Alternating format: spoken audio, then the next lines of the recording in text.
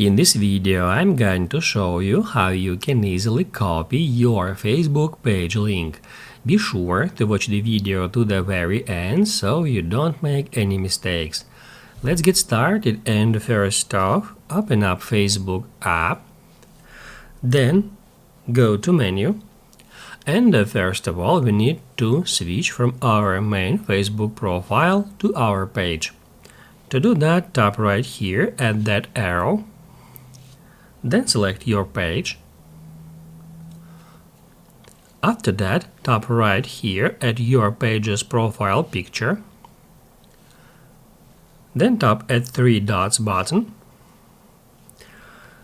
And that's where we can easily find our page link. Here is the URL, and if we would like to copy it, all we have to do is just tap at that button.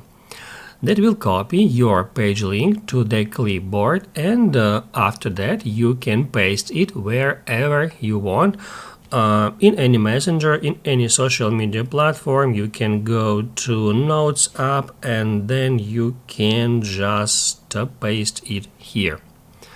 If this video helped you out, don't forget to hit the like button.